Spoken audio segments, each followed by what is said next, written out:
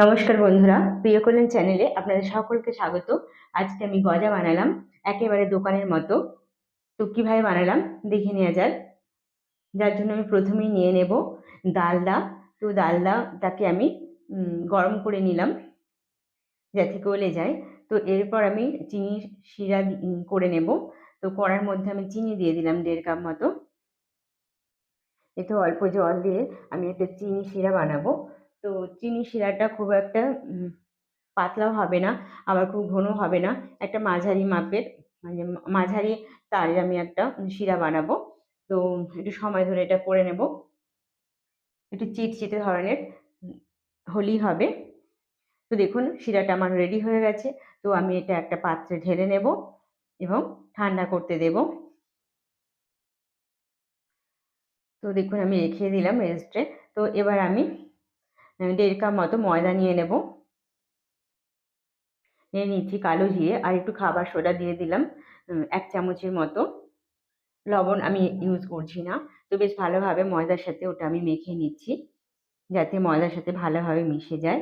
তো এবার আমি এতে দেব ডালদা, ময়ামের জন্য ডালদা দিয়ে দেব।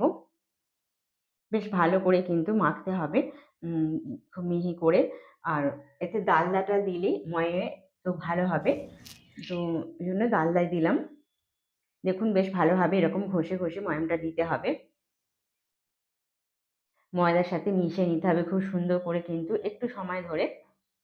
আমি এদিকে কিন্তু গরম, হ্যাঁ, এরকম একটু টাইট মতন হবে কিন্তু। এদিকে আমি গরম উষ্ণ জল দিয়ে তৈরি করে রেখেছিলাম। তো অল্প অল্প করে দেব।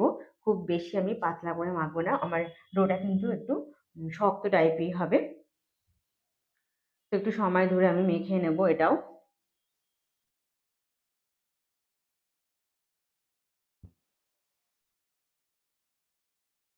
এইভাবে আস্তে আস্তে আমি মেখে নেব। দেখুন মাখাটা আমার অনেকটা হয়ে গেছে। তো এরকম একটু হবে শক্ত মতন। তো আরেকটু আমি মেখে নিলাম। তো বেশি রেস্টে রাখার প্রয়োজন নেই। আমি রেস্টে দিলামই না। ঠিক এরকমভাবে আমি একটু চারচৌকো আকার করে নিলাম। তো আমি একটু বেলনা দিয়েও বেলে নেব। একটু মোটা টাইপেরই হবে। তো আমি একটু বেলে নিচ্ছি। কোনো লেয়ার আমি এর মধ্যে দেব না। এবার আমি এটা ছুরি দিয়ে আস্তে আস্তে উম সাইজ অনুযায়ী কেটে নেব। তো আপনারা আপনাদের সাইজ অনুযায়ী করতে পারেন। আমি কিন্তু দোকানের সাইজ অনুযায়ী করব গজাটা। তো এটাকে আমি ৬ টা কি ৮ টা ভাগে ভাগ করে নেব।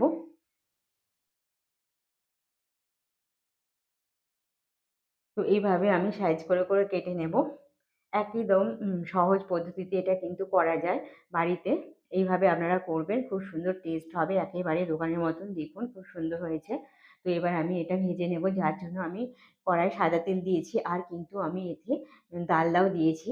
তো তেলটা একটু হয়েছে, দেখুন একটু বিড়বিড় করবে। এরকম অবস্থাতেই কিন্তু ছাড়তে হবে প্রথমে, যাতে ভালো করে ভেতর থেকে ভাজাটা হয়। তো প্রথমে একটু কম ধিমে আঁচে রাখতে হবে। তারপরে কিন্তু চড়া আঁচে দিতে হবে। এই আঁচটাকে বাড়িয়ে কমিয়ে করতে হবে। তো ওপর দিকে ভেসে উঠলেই কিন্তু আমি উল্টাবো। তো অনেকটা ভেসে উঠেছে। এবার আমি একটা একটা করে উল্টে দেব। দেখুন কি সুন্দর আপনা থেকে লেয়ার এসেছে। ঠিক এইভাবে আপনারা বাড়িতে করবেন। খুব সুন্দর একদম দোকানের মতন কিন্তু তৈরি হবে গজা। তো আমি আবারও এদিকটা হলে ওই দিকটা আমি আবারও উল্টে দেব। তো এইভাবে আমি কয়েকবার উল্টে পাল্টে কিন্তু খুব মচমচে করে এটা ভাজতে হবে। আঁচটাকে কমিয়ে বাড়িয়ে অবশ্যই ভাজতে হবে, তা নাহলে কিন্তু ভেতরে কাঁচা থেকে যাবে। প্রথমে আঁচটা কমিয়ে রাখবেন, তারপরে আস্তে আস্তে আঁচটা বাড়িয়ে দেবেন, আবার কমাবেন, আবার বাড়াবেন। এইভাবে কিন্তু রান্নাটা করতে হবে। তো দেখুন সুন্দর লাল লাল হয়ে এসেছে এবং ভেতর থেকেও ভাজা হয়ে এসেছে খুব সুন্দর। তো এবার আমি একটা একটা করে তুলে নেব দেখুন, এবং চিনি শিরার মধ্যে আমি দিয়ে দেব। তো একটু আমি তেলটা ঝরিয়ে নেব, কিন্তু তেল আপনা থেকেই কিন্তু ঝরে আসবে। চড়া আঁচটা দিলেই খুব কিন্তু মুচমুচে ভাজাটা করতে হবে। তো এইভাবে ভাজাটা হয়ে গেল। এবার আমি কিন্তু চিনি শিরার মধ্যে দিয়ে দেব। তো ৫ মিনিট মতো রেখে দেব। তো উল্টে পাল্টে আমি রসটাকে টানতে দেব।